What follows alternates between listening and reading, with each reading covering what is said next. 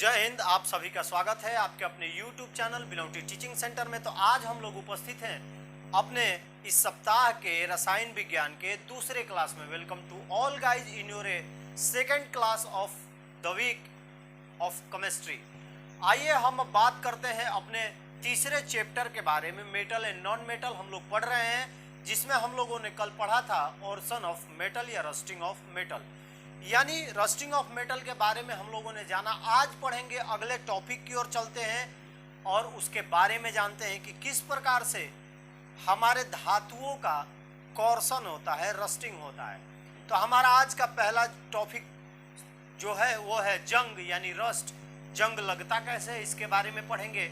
उसके बाद इसके आगे की चर्चा करेंगे कि किस प्रकार धातुओं के संक्षारण को रोका जा सकता है।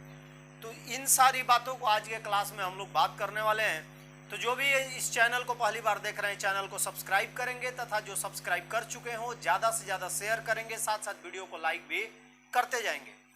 तो चलिए हम बात करते हैं बिना देरी के अपने आज के इस चैप्टर के बारे में, आज के इस टॉपिक के बारे में। तो जंग जंग मतलब ये मत समझिएगा कि लड़ाई वार, ऐसा कुछ नहीं है। जंग दैट मीन्स रस्ट। हम लोग अभी पढ़ रहे हैं विज्ञान, तो उसमें सिर्फ विज्ञान की ही बातें करेंगे। कोई मारा मारी नहीं, मजनुआ वाला बंदूक वाला सिस्टम नहीं है।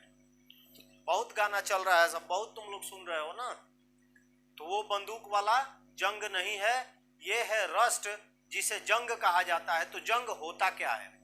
जब लोहे को खुली वायु में या आर्द्र वायु में, जब लोहे को आर्द्र वायु दैट मीन्स नमी वाले हवा में कुछ देर के लिए, कुछ दिनों के लिए ऐसे ही ओपन यानी खुली हवा में छोड़ दिया जाता है, तो उसकी सतह पर एक भूरे रंग का देखेंगे कि ऊपर परत बैठने लगता है। क्या बैठने लगता है? परत बैठने लगता है। यानी जब लोहे को खुली हवा में या आर्द्र वायु में कुछ दिनों के लिए खुला छोड़ दिया जाता है, तो उसके सतह पर भूरे रंग का एक सतह बैठने लगता है, जिसे हम लोग जंग कहते हैं। और इस प्रक्रिया को जंग लगना या लोहे का संक्षारण कहा जाता है। यानी आप लोगों को समझ में आ गया होगा, आप लोग देखे होंगे घरों में कि हमारे घर बनाने के लिए जो छड़ आते हैं, किसी कारणवश जब काम रुक जाता है या हमारा काम जितना जरूरत होता है होने के बाद जब छड़ को छोड़ देते हैं, तो खुली हवा में जैसे ही आता है, तो जब नमी युक्त हवाएं चलती हैं, तो आप देखे होंगे कुछ दिन के बाद उनके ऊपर भूरे रंग की एक सतह बैठने लगती है। जैसे आप उसको छुएंगे तो आपके हाथ में पीले पीले रंग का कोई डस्ट लगने लगता है, और वो जब बहुत दिनों तक रह जाता है तो क्या होता है, पूर्णतः लोहे को संक्षारित करता है। लोहे को क्या करता है, धीरे धीरे उसका क्षय करने लगता है। और एक ऐसा भी समय आता है कि जब पूर्णतः हम उसको छोड़ देते हैं, तो वो पूर्णतः क्या कर देता है कि उसको खा जाता है। जंग जो है वो लोहे को क्या करता है, क्षय कर देता है, नष्ट कर देता है। तो चलिए एक बार हम लोग बोर्ड पे नजर डालते हैं। जंग रस्ट, लोहे के एक टुकड़े को आर्द्र वायु में कुछ दिनों तक खुला छोड़ देने पर उसकी सतह पर भूरे रंग की एक परत बन जाती है, जिसे जंग कहते हैं। इस क्रिया को जंग लगना या लोहे का संक्षारण कहते हैं। When a piece of iron is left open in most air for a few days, a brown layer is formed on its surface, which is called rust. The process is called rusting of iron. यानी जब लोहे के टुकड़े को आर्द्र वायु में कुछ दिन तक खुला छोड़ देने पर उसके ऊपर एक भूरे रंग की परत बन जाती है, जिसे जंग कहते हैं। और इस प्रक्रिया को जंग लगना कहते हैं या लोहे का संक्षारण कहा जाता है। उसके बाद नीचे मैंने नोट लिखा है कि जंग लगने के लिए ऑक्सीजन तथा जलवाष्प की उपस्थिति अनिवार्य होती है। यानी जब जलवाष्प होगा यानी आर्द्र युक्त हवा होगी, ऑक्सीजन होगा, तभी किसी धातु में जंग लगता है, रस्टिंग होती है। नोट आपको दिखाई दे रहा होगा। नोट, जंग लगने के लिए ऑक्सीजन तथा जलवाष्प दोनों की उपस्थिति अनिवार्य है। The presence of both oxygen and water vapour is initial for rusting. तो आप लोगों को हमेशा याद रखना है कि जंग कैसे लगता है, और ये आपका मोस्ट इंपोर्टेंट क्वेश्चन है, इसको फटाफट नोट कर लीजिए।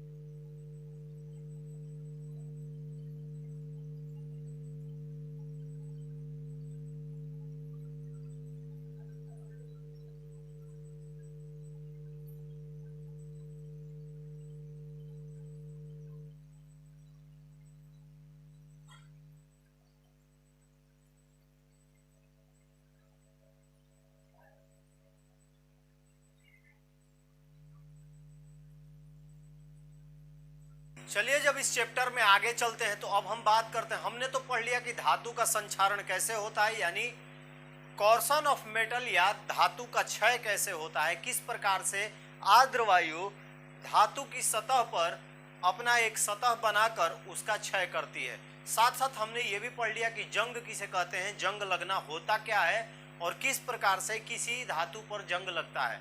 अब बात करते हैं कि जंग से बचाने के उपाय कौन कौन से हैं, यानी संक्षारण के उपाय कौन कौन से हैं। तो हमारा अगला टॉपिक जो है वही है कि संक्षारण के उपाय कौन कौन से हैं, यानी कि हम लोगों को धातुओं को बचाने के लिए कौन कौन सी युक्ति लगाते हैं, कौन कौन से उपाय लगाते हैं ताकि हमारी धातुएं सुरक्षित रह सके, प्रोटेक्शन में उसको रख सके हम।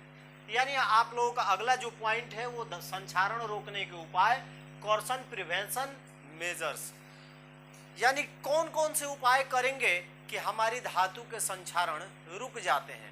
तो हमारा सबसे पहला जो होता है कि धातुओं की सतह पर लेप लगाकर, आप लोग देखे होंगे बोर होता है या कोई मशीन होता है उस पे आप लोग देखे होंगे कि ग्रीस लगाया जाता है या वर्निश लगाया जाता है, या तो उसके ऊपर ग्रीस का एक परत लगा दिया जाता है जिससे क्या होता है धातु का संक्षारण रुक जाता है। ग्रीस जो होता है एक चिपचिपा पदार्थ होता है जो कि काफी मुलायम होता है और तेलीय होता है। उसे क्या किया जाता है, किसी भी धातु के ऊपर एक पतली परत लगा दिया जाता है या वर्निश कर दिया जाता है। उसको वर्निश एक आता है, वर्निश की भी एक पतली परत धातु पर चढ़ा दी जाती है जिसके फलस्वरूप धातु का वो भाग जिस पे ग्रीस या वर्निश चढ़ाया हुआ है वो वायु या जलवाष्प के संपर्क में नहीं आ पाता है।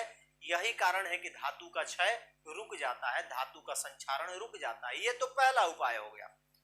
दूसरा उपाय आप लोगों के घर में देखे होंगे कि जैसे ही कोई लोहे की वस्तु होती है और लोहे की वस्तु जैसे ही आती है या कोई टेबल हम बनवाते हैं या किसी प्रकार की कोई भी वस्तु लोहे की होती है, जैसे ही घर में आती है तो हमारे पापा वापा जो बोलते हैं डायरेक्ट क्या बोलते हैं कि पेंट लाके पेंट मार दो। पेंट मारने से क्या होता है, उसका संक्षारण रुक जाता है। कारण क्या होता है, किसी भी धातु की ऊपरी सतह पे जब हम पेंट करते हैं, डाई करते हैं, पेंटिंग कर देते हैं तो उसकी सतह जो है वो जलवाष्प और वायु के संपर्क में नहीं आ पाती है और उसका क्षय नहीं हो पाता है, उसका कॉर्सन रस्टिंग नहीं हो पाता है। तो ये दो उपाय हैं, इसके आगे भी हम लोग पढ़ेंगे। तो सबसे पहले चलिए एक बार बोर्ड पे नजर डालते हैं और इसे समझने की कोशिश करते हैं। पहला हमारा है धातु की सतह पर लेप चढ़ाकर प्लेटिंग ऑन मेटल। धातु की बाहरी सतह पर ग्रीस या वर्निश की एक पतली परत चढ़ा देते हैं। हम लोग देहाती भाषा में ग्रीस बोलते हैं लेकिन होता है ग्रीज, ग्रीस नहीं होता है, ग्रीज होता है। यह परत धातु को वायु तथा जलवाष्प के संपर्क से वंचित कर देता है जिसके कारण उसका संक्षारण रुक जाता है। A thin layer of grease or varnish is applied to the outer surface of the metal. This layer deprives the metal of contact with air or water vapor due to which its corrosion stops. यानी जैसे ही हम Greece या वर्निश का पतली परत किसी धातु पर चढ़ाते हैं तो वो वायु तथा जलवाष्प से उसका संपर्क टूट जाता है और उसका संक्षारण नहीं हो पाता है, उसका क्षय नहीं हो पाता है। ये पहला उपाय है किसी धातु को संक्षारण से बचाने के लिए। दूसरा जब चलते हैं तो देखिए रंगाई करके, बाई डाइंग, धातु की सतह को किसी अम्ल अवरोधक रंग से रंगाई कर देने से धातु वायु या किसी विलयन के प्रभाव से बच जाती है। By painting the surface of metal with an acid resistant paint the metal is protected from the effect of air और एनी सॉल्यूशन। जैसे ही हमारे यहाँ नया कोई आता है, लोहे का गेट हो गया या टेबल हम बनवाते हैं लोहे का, या चेयर जो होती है उसको क्या करते हैं, पेंट कर देते हैं। पेंट करने से क्या होता है कि जलवाष्प तथा वायु के संपर्क में आने से वो लोहा बच जाता है जिससे उसका संक्षारण नहीं हो पाता, उस पे जंग नहीं लग पाता। तो ये संक्षारण, धातुओं के संक्षारण रोकने के दो उपाय हैं, इनको लिख लीजिए। उसके बाद चलते हैं और उपायों के बारे में बात करेंगे।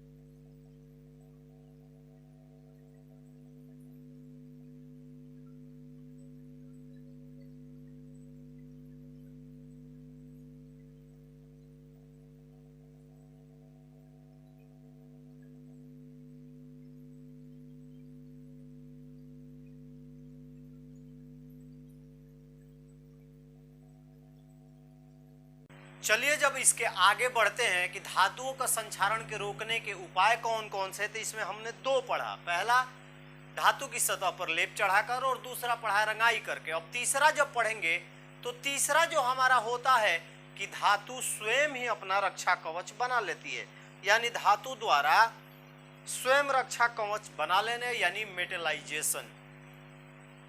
कुछ धातुएं ऐसे होती हैं कि जो अपनी ऊपरी सतह पर अपना रक्षा कवच स्वयं बना लेती है, यानी प्रोटेक्टिव शील्ड जो होती है वो खुद बना लेती है, जिसके कारण उसका संक्षारण नहीं हो पाता है। ये कुछ धातुओं में ही होता है, जैसे एल्युमिनियम का संक्षारण नहीं होता है। एल्युमिनियम को जब आप देखेंगे कि बहुत दिनों तक वो वायु की उपस्थिति में रह चुका है, तो देखेंगे कि जैसे ही उसके ऊपर आप हाथ लगाएंगे तो देखेंगे कि व्हाइट कलर यानी सिल्वर कलर का डस्ट आपके हाथों में चिपक जाएगा। यानी एल्युमिनियम क्या करता है कि अपने ऊपर क्या कर लेता है कि अपना रक्षा कवच स्वयं बना लेता है, प्रोटेक्टेड सेल्फ क्या करता है, मेड कर लेता है, जिसके कारण क्या होता है उसका कोर्सन नहीं हो पाता है, उसका संक्षारण नहीं हो पाता है। ये हमारा तीसरा पॉइंट है। जब चौथे की बात करते हैं तो चौथा जो हमारा होता है, चौथा पॉइंट क्या होता है कि किसी धातु का जस्तीकरण करके, यानी गैल्वेनाइजेशन करते हैं हम उसका क्या करते हैं, गैल्वेनाइजेशन करते हैं, जस्तीकरण करते हैं। जस्तीकरण वाली विधि क्या होती है कि किसी धातु की बनी वस्तु को पिघले हुए जस्ते में डाल दिया जाता है और फिर उसे निकाल लिया जाता है। यानी जिंक जो होता है वो लिक्विड फॉर्म में होता है, द्रव रूप में होता है। किसी धातु की वस्तु को उस लिक्विड फॉर्म जिंक में डाल दिया जाता है, यानी जस्ते के द्रव में डाल दिया जाता है, फिर उसे निकाल लिया जाता है। जैसे ही हम लिक्विड फॉर्म यानी द्रव जस्ते में डालते हैं किसी वस्तु को और जब बाहर निकलते हैं तो उस वस्तु पर यानी धातु की उस वस्तु पर एक जस्ते की पतली परत चढ़ जाती है, जिसके कारण उस धातु का संक्षारण रुक जाता है और उसे हम लोग गैल्वेनाइजेशन कहते हैं, जस्तीकरण कहते हैं, और उस वस्तु को जस्तीकृत कहते हैं, यानी गैल्वेनाइज्ड कहते हैं। तो आपके 1, 2, 3 और 4 चार पॉइंट धातु के संक्षारण के मैंने लिखवाए और समझाए। उम्मीद है आप लोगों को समझ में आ गया होगा। तो चलिए एक बार बोर्ड पे चलते हैं, नजर डालते हैं और समझने की कोशिश करते हैं। धातु द्वारा स्वयं रक्षा कवच बना लेना, जिसे मेटलाइजेशन कहा जाता है इंग्लिश में। कुछ धातुएं अपनी सतह पर स्वयं अपना रक्षा कवच स्वयं बना लेती है, जिससे उसका संक्षारण रुक जाता है। Some metals form their own protective shield on their surface which stop their corrosion। यानी कुछ धातुएं स्वयं ही अपना रक्षा कवच बना लेती है, जिससे उसका संक्षारण रुक जाता है, कोर्सन रुक जाता है। उसके बाद चौथा है जस्तीकरण करके गैल्वेनाइजेशन। धातु की किसी वस्तु को पिघले हुए जस्ता में डुबा देने से वस्तु की सतह पर जस्ता की परत बैठ जाती है, इसे वस्तु का जस्तीकरण कहा जाता है एवं वह वस्तु जस्तीकृत कहलाती है। By emerging a metal object in molten zinc, a layer of zinc settle on the surface of the object, this is called galvanization of the object and the object is called galvanized. यानी धातु की किसी वस्तु को द्रवित जस्ता में डुबा दिया जाता है, जिससे क्या होता है कि जस्ता की एक पतली परत उसके ऊपर चढ़ जाती है, जिससे उसका संक्षारण रुक जाता है। इसे हम लोग जस्तीकरण कहते हैं और उस वस्तु को जस्तीकृत कहा जाता है। ये आपके 4 पॉइंट है, जल्दी से नोट कीजिए। मैं आपको 5वां भी लिखवाता हूं और ये फाइनल आपका अंतिम टॉपिक होगा, 5वां पॉइंट।